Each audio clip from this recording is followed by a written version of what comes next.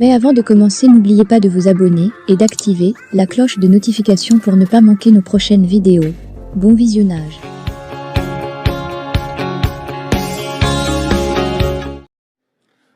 Camarades présidents, chefs d'État africains, camarades chefs de délégation, bonjour.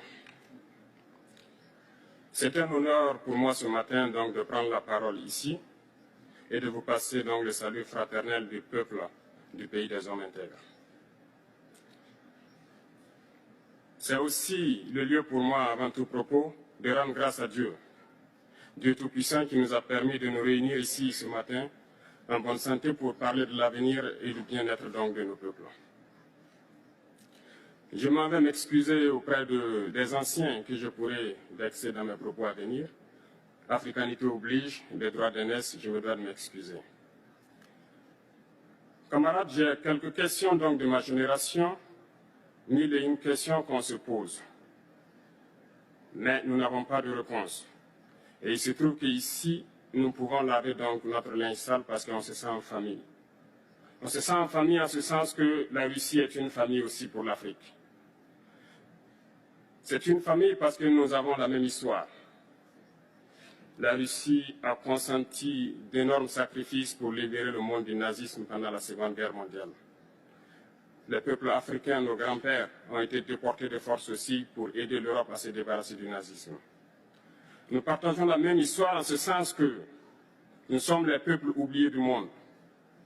Qu'ils soient dans les livres d'histoire, dans les documentaires ou films, on tend donc à balayer le rôle prépondérant qu'a joué la Russie et de l'Afrique dans cette lutte contre le nazisme. Nous sommes ensemble parce que, actuellement, nous sommes là pour parler de l'avenir de nos peuples, de ce qui va advenir demain, de ce monde libre auquel nous aspirons, de ce monde sans ingérence dans nos affaires internes. Nous avons les mêmes perspectives et je souhaite que ce sommet soit l'occasion donc de pouvoir tisser de très bonnes relations en vue d'un meilleur avenir de nos peuples. Les questions que mes générations se posent sont les suivantes, si je peux me résumer, c'est de ne pas comprendre comment l'Afrique, avec tant de richesses sur notre sol, avec une nature généreuse, de l'eau, du soleil en abondance, l'Afrique est aujourd'hui le continent le plus pauvre. L'Afrique est un continent affamé. Et comment se fait-il que les chefs d'État traversent donc le monde à mendier? Voici des questions que nous nous posons et que nous n'avons pas de réponse jusque-là.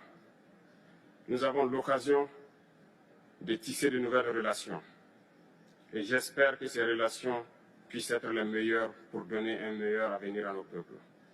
Ma génération me charge aussi de dire que, par ce fait de pauvreté, ils sont obligés de traverser l'océan pour essayer de rallier l'Europe. Ils meurent dans l'océan. Mais que prochainement, ils n'iront pas traverser parce qu'ils viendront devant nos palais pour chercher leur pitance quotidienne. Pour ce qui concerne le Burkina Faso, aujourd'hui, nous sommes confrontés depuis plus de 8 ans à la forme de manifestation la plus barbare, la plus violente du néocolonialisme, de l'impérialisme. L'esclavage qu'on tend encore à nous imposer. Nos dévanciers nous ont bien appris une chose. L'esclave qui n'est pas capable d'assumer sa révolte ne mérite pas que l'on s'apitoie sur son sort. Nous ne nous apitoyons pas sur nos sorts, on ne demande pas que quelqu'un s'apitoie sur notre sort. Le peuple burkinabé a décidé de lutter contre l'île terroriste en mesure de relancer son développement. Dans cette lutte, des vaillants peuples, des vaillantes populations se sont engagées à prendre les armes face au terrorisme, ceux que nous avons affectueusement appelés les VDP, des volontaires.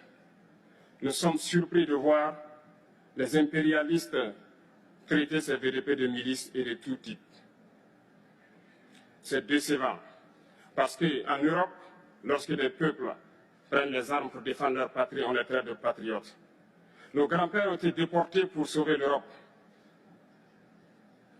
Ce n'était pas avec leur consentement, contre leur gré. Et bien au retour, on se rappelle bien qu'à Tiaroy, lorsqu'ils ont voulu revendiquer leurs droits élémentaires, ils ont été massacrés. Cela ne fait rien donc. Lorsque nous, peuple, nous décidons de nous défendre, on nous traite de milices. Mais là n'est pas le problème. Ce qui est le problème, c'est de voir des chefs d'État africains qui n'apportent rien à ces peuples qui se battent, mais qui chantent la même chose que les impérialistes en nous traitant de milices, en nous traitant donc d'hommes qui ne respectent pas les droits de l'homme. De quels droits de l'homme parle-t-on? Nous nous offusquons contre cela et c'est honteux. Il faut que nous, chefs d'État africains, nous arrêtons de nous comporter donc en marionnettes qui dansent à chaque fois que les impérialistes tirent sur les ficelles. Hier, le président Vladimir Poutine a annoncé donc l'envoi des céréales en Afrique. Nous sommes bien contents. Nous lui disons merci pour cela. Mais aussi, c'est un message passé à nous, chefs d'État africains, parce qu'au prochain forum, nous ne devrons pas venir ici sans avoir assuré, pour ceux qui ne connaissent pas la guerre, l'autosuffisance alimentaire de nos peuples.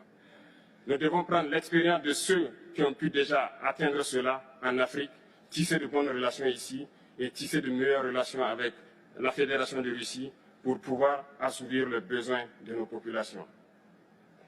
Je ne serai pas peut-être long, le temps imparti est très court. Nous sommes obligés de nous arrêter à un moment donné. Mais je voudrais terminer en disant que nous devons donc rendre hommage à nos peuples qui se battent. Gloire à nos peuples, dignité à nos peuples, victoire à nos peuples. La patrie ou la mort, nous vaincrons. Merci, camarades.